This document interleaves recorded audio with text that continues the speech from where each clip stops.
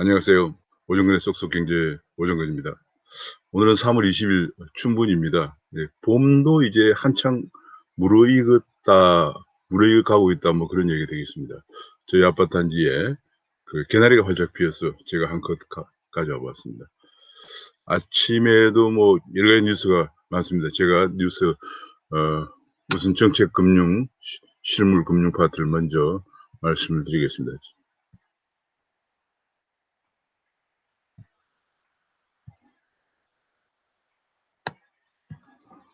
오정래 쏙쏙 경제에 귀에 쏙쏙 들어가도록 경제 기사를 쉽게 해설해드리는 명품 시사에서 정책 실물 금융 세경제 파트를 시작하겠습니다. 구독과 알림 설정을 눌러주시면 언제든지 보실 수 있겠습니다. 지금 현재 실물 경제가 조금 회복되고 있는 것 같습니다. 지금 현재 전년동월비로 우선 백화점 매출액이나 할인제 매출액이 좀 증가하고 있는 모습을 보이고 있습니다. 카드 승인액도 지난달에 마이너스에서 조금 회복이 되고 있고요. 그렇지만 여전히 이런 매출액, 백화점이나 할인점이나 카드 승인액에 비해서 대면 소비, 예컨대 뭐 식당이라든지 뭐 이런 매출들이 여전히 감소를 지속하고 있어서 아직 음식점이나 숙박업은 30%, 예술 스포츠 여가는 50%의 감소폭을 나타내고 있기 때문에 수출이나 투자가 조금 회복되고 있지만 여전히 내수가 부진하다, 이런 표현을 기획재정부는 하고 있습니다. 그래서 내수가 여전히 부진하다 하는데 이제 다행히 소비가 조금 백화점 매출액이나 할인점 매출액을 중심으로 해서 조금 회복 조짐을 보이고 있다, 그런 얘기입니다. 그런 가운데서 이제 최근에 우리나라 조선이 수주에 상당히 낭보를 보여왔습니다. 그런데도 불구하고 지금 뭐 삼성중공업이라든지 혹은 대우조선해양, 한국조선해양에서 수주에 낭보를 보이는데 불구하고 지금 거기에 찬물을 끼얹는 노조들이 계속 파업을 하면서 찬물을 끼얹고 있다, 그런 보도가 나오고 있습니다. 현대중공업도 부분 파업을 하고 있고, 대우조선은 매각 반대 무기한 농성을 하고 있고, 삼성중공업은 하청 직원의 파업에 골머리를 앓고 있다.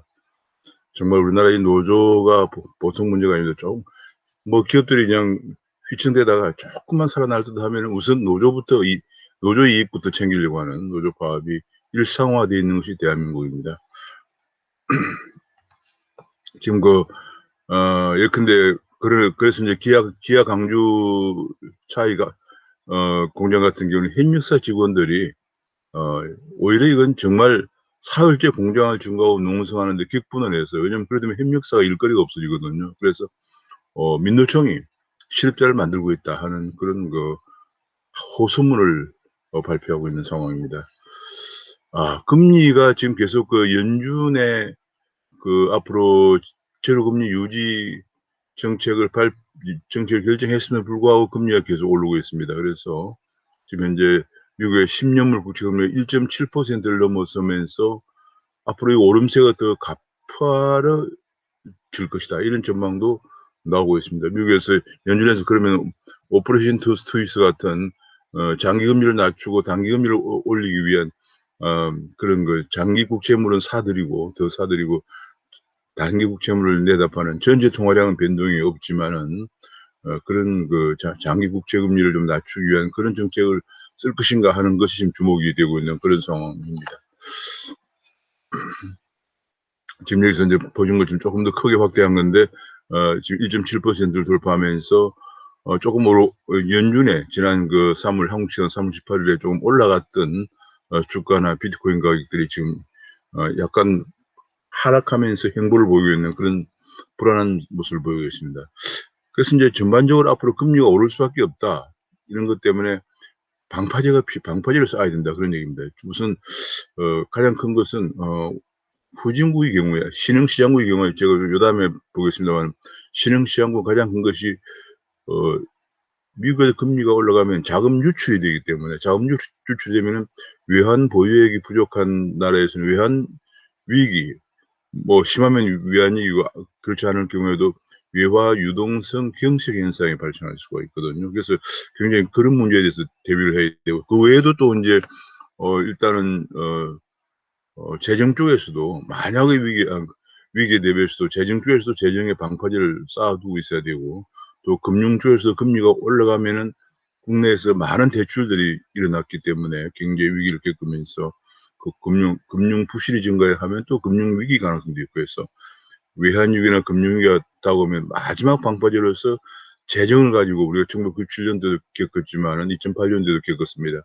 공적 자금을 투입해야 하기 때문에 공적 자금 투입할 수 있는 재정 여력이 없으면은 그대로 기업의 파산과 일자리 붕괴를 보고만 있어야 하는 상황이라서 지금 돈을 막 풀기보다는 재정 방파제를 쌓아둬야 한다, 그런 얘기입니다. 그런데 불구하고 지금 이제 4월 보선을 앞두고 그냥 지금 추경을 계속 늘리자고 합니다. 지금 선별 지원금이 2차, 3차에는 7조 9조였는데 지금 19조 5천억을 편성했는데도 불구하고 여야 합의 편성했는데 불구하고 이걸 또 더 늘리자.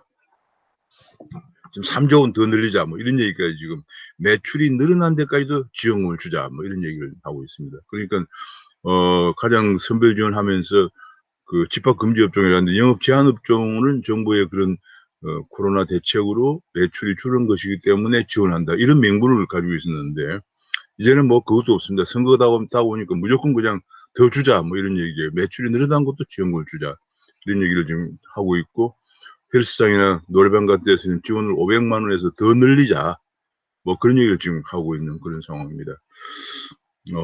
정말 이게 참 난감한 일입니다. 계속 뭐 그냥 돈을 더 풀자, 앞에서 본 것처럼 미국의 금리를 인상하고 하면서 지금 재정 방파제를 쌓아둬야, 더 쌓아야 위기가 만약의 경우에 올 수 있는 위기의 경우에, 뭐 한국도 만약이 아니고 상당히 위기 가능성이 높은 국가 중에 하나입니다. 지금 금융 부실도 지금 계속 금융 대출도 많고 외환 보유액도 넉넉한 편이 아니고 외채도 많고 또 외국인들이 우리나라에 굉장히 많이 들어와 있습니다. 주식시장 자금, 채권시장 자금에 많이 들어와서 주식시장 자금에도 한 7, 8천억 달러 정도 들어와 있는 그런 상황입니다. 그래서 그 돈이 나가면은 바로 외화유동성 경색이 생기고 기업들이 부실화되는 그런 문제가 생기는데, 최고의 보루인 재정 방파제를 이렇게 막 그냥 흘러 쓰자, 4월 선거만 쳐다봅니다.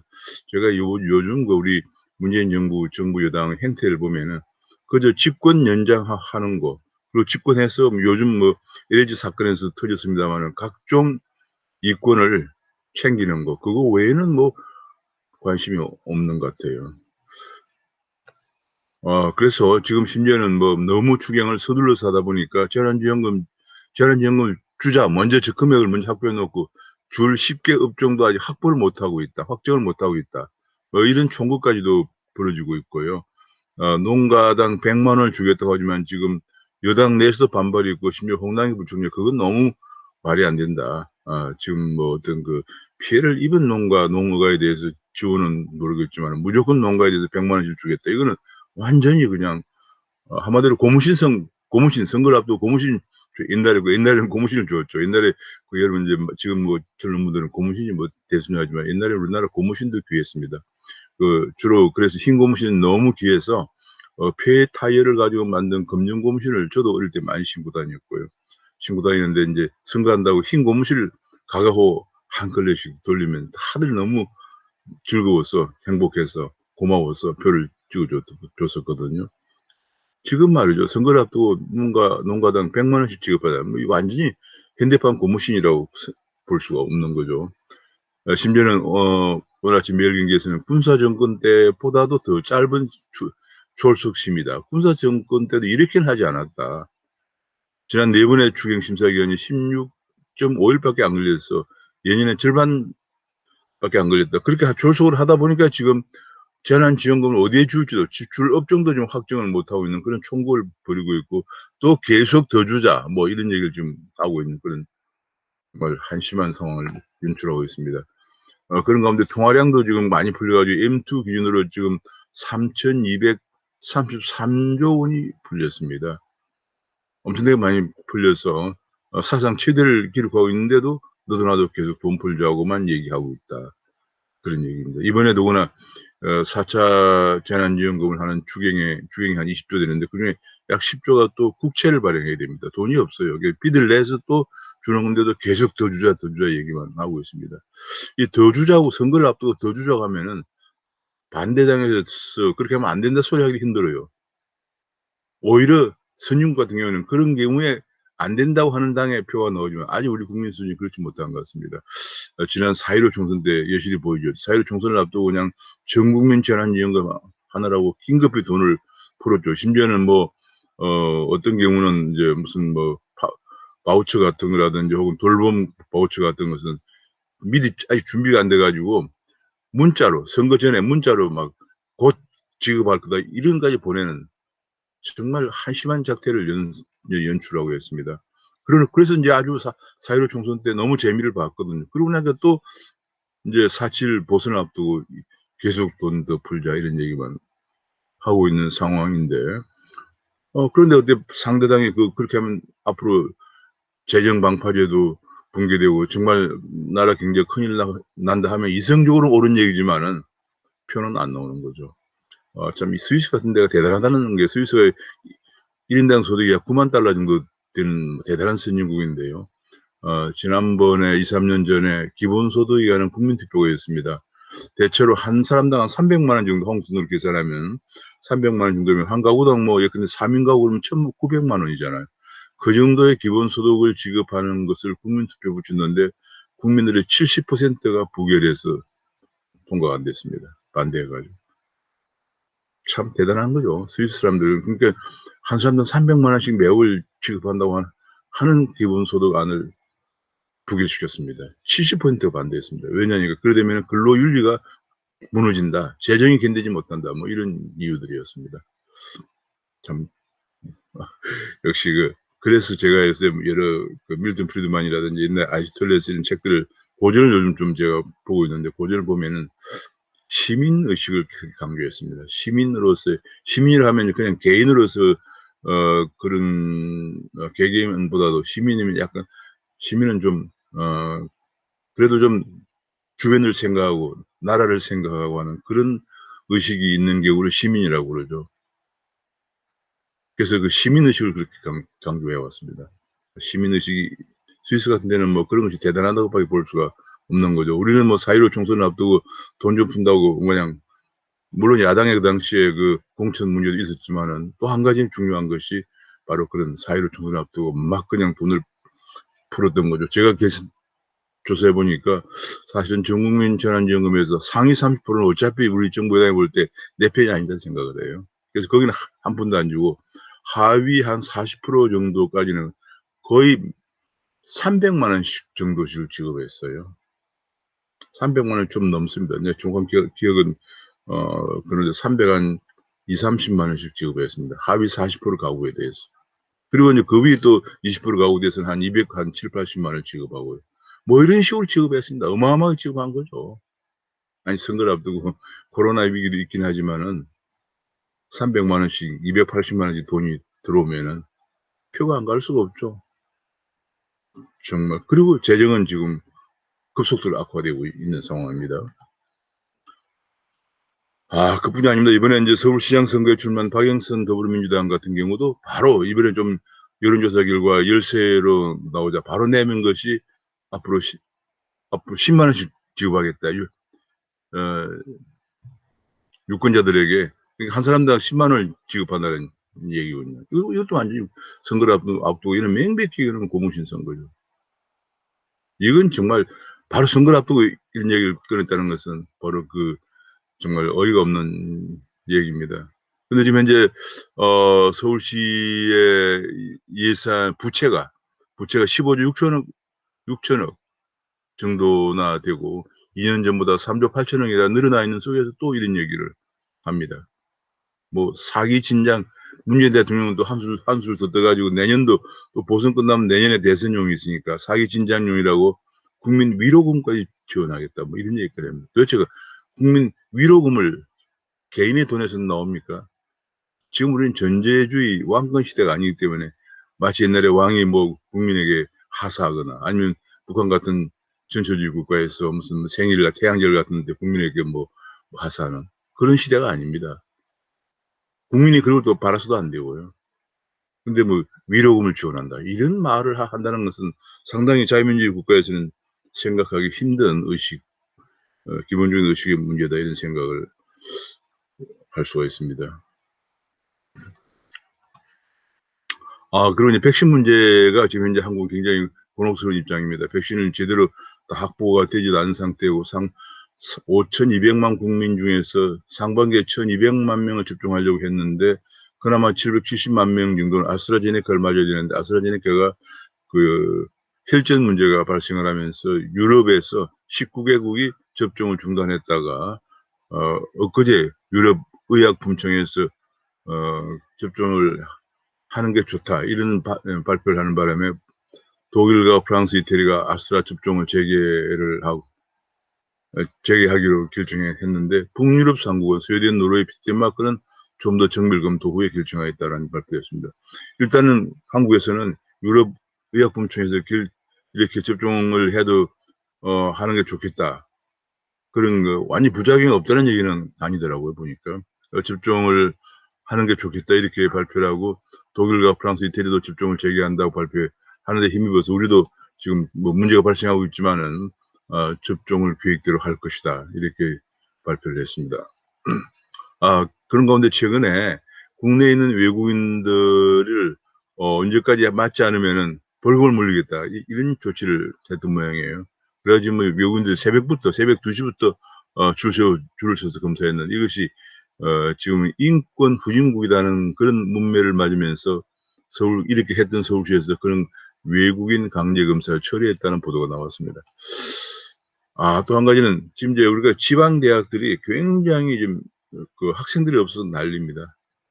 지금 지방 대학들이 지금 문을 닫아야 할 대학들이 수십 개씩 나오고 있는 그런 상황인데 또다시 한정공대라는 것을 전남 나주에 설립한다고 하는데 그 돈을 특별법을 상임위를 통과했는데 그 특별법에 지금 그렇지 않아도 적자를 뭐 계속 지금 신재생 에너지 쪽을 치중하는 바람에 적자가 나오고 있는 한전 발전 자회사 10곳에 대해서 출연금을 6억에 30억씩 216억을 분담게 한 데 이어서 또 추가적으로 또 1,512억 원을 또 분담시킨다고 합니다. 지금 벌써 그런 신재생 에너지 때문에 전력 단가가 올라가면서 4월부터 전력 요금을 올린다고 얼마 전에 발표했습니다. 그리고 또 이 발전 자회사들도 계속 지금 적자가 나오고 있거든요. 발전 자회사가 지금 지난해 예컨대 남동발전 같은 경우에 1,074억 원의 적자를 기록했고 동서발전도 817억 원, 서부발전도 680억 원, 이렇게 계속 영업 손실을 기록하고 있는 가운데서도 한정공대를 짓는다는 명분으로 다시 또 이렇게 엄청난 돈을 각 자회사 5곳에다가 240억씩 또 떠넘기고 있다, 이런 얘기입니다. 도대체 이 정부는 뭘 하자고 하는 것인지 모르겠습니다. 특정 지역에 대해 심지어는 뭐 한정공대를 놔줘야 짓고 그 옆에 남원에다가 또 무슨 뭐 의과대학을 짓는다고 난리 피다가 너무 말도 안 되는 공공의대를 짓는다고 난리 피다가 너무 말도 안 되는 비난이 빗발치자 지금 잠잠해지고 있는 그런 상황인데 이건 계속 이렇게 특별법을 통과해서 지금 지방대학들이 대거 지금 고사 위기에 몰려 있는 속에서 다시 지방에 나주에다 이런 공대를 짓는다, 이런 얘기입니다. 자, 인공지능 반도체, AI 반도체가 앞으로 중요하다, 이런 얘기를 계속 나오십니다. 특히 이제 이번에 미국의 그 의회에다 제출된 보고서가 인공지능 국가 안보 관련 보고서를 제출했죠. 그래서 앞으로 인공지능 반도체가 굉장히 중요하다면서 앞으로 인공지능 반도체는 가치를 공유하는 국가끼리 동맹을 만들어서 육성해 나가야 된다, 그런 얘기를 했습니다. 구체적으로 현재 쿼드 4개국, 미국, 일본, 호주, 인도, 거기다가 한국, 베트남 뭐 이렇게 한 3개국을 넣어서 앞으로 가치를 공유하는 국가끼리 해야 한다 했는데 한국이 지금 계속 바로 이제 엊그제 한미 간의 2+2 회담에서 노출된 이견을 보면 알겠지만 미국이 지금 한국은 거의 지금 반신반의하고 있는 그런 상황이거든요. 그러다 보니까 반도체 동맹에서 한국을 소외시키고 있는 그런 모습까지 보이고 있는데요. 그러나 이제 4차 산업혁명에서 인공지능 반도체가 굉장히 중요하기 때문에 앞으로 육성을 해야 한다, 그런 얘기가 나오고 있 나오고 있고요. 앞으로 인공지능 반도체 시장 전망이 2020 년에 184억 달러인데 앞으로 2030 년 10 년대에는 1,179억 달러까지 증가할 것이다. 그런 얘기예요. 세계 전체 반도체 시장 규모는 이제 2020 년에 4,393억 달러인데 2021 년에는 4,775억 달러군요. 그러니까 그런데 그중에서 인공지능 반도체가 작년에 184억 달러인데 앞으로 10년 뒤에 1,179억 달러로 성장할 수밖에 없다 하는 이게 인공지능 반도체가 앞으로 4차 산업의 핵심 전력 분야다. 그런 얘기입니다.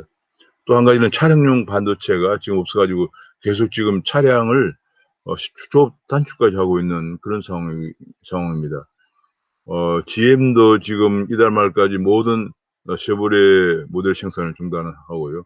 한국도 GM 부평 공장에서 감산을 4 월까지 하고 있고 현대자동차도 지금 차량용 반도체 공급난에 촉각을 곤두세우고 있는 그런 입장인데 그 차량용 반도체가 한국에 보면은 한국 업체들은 그렇게 그동안에 반도체 강국이라고 하지만 차량용 반도체에서는 우리가 굉장히 비중이 미미합니다. 지금 보면은 거의 한국에는 거의 차량용 반도체 비중 자체가 통계가 나오지 않을 정도거든요. 거의 없다는 얘기죠. 그래서 앞으로 이 팹리스나 파운드리 생산 생태계를 구축하는 것이 시급하다. 차량용 반도체 쪽에도 어 생태계를 구축하는 게 시급하다는 그런 보도가 나오고 있고 이제 앞으로 그 로봇 배송을 하는데 로봇 배송이 이게 미국 같은 데 달라가 미국은 거의 단독 주택이 많기 때문에 문제가 없는데 이제는 한국처럼 아파트가 많은 데서는 엘리베이터를 타고 올라가는 게 문제라고 그래요. 제가 재작년에 미국 CES를 방문했는데 CES에서도 설명이 지금 가장 큰 문제가 거의 이제 그거 외에는 그거 빼고 나면은 거의 집 앞까지 가는 건 거의 문제가 없다. 그런데 이제 배민에서 현대기아차 손을 잡고 엘리베이터를 타고 문 앞까지 배달하는 시스템을 개발하겠다고 발표했습니다. 제가 재작년에 그 CES 가서 배달 로봇이 어떻게 배달하고 있나 제가 한번 동영상을 찍은 것인데 같이 한번 보시기 바랍니다. 앞에 있는 것이 이제 배달 로봇, 지금 이것이 배달 로봇이 왔다 갔다 합니다.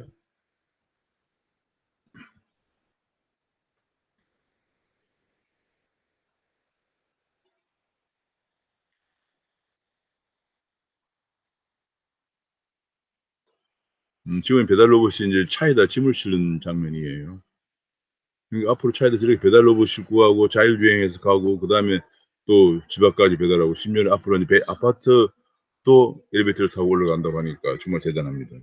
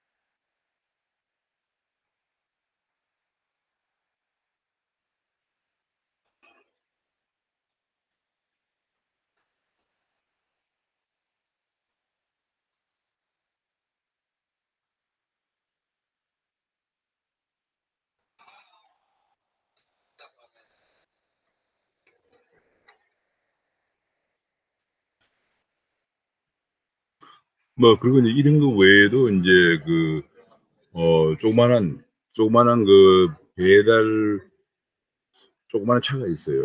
큰 차가 아닌 조그마한 차, 배달 뭐 일종의 박스 비슷한 걸 싣고 가는 차들이 있는데 그것도 전부 다 인공지능으로 로봇으로 움직이는 자율주행하는 그런 시스템입니다.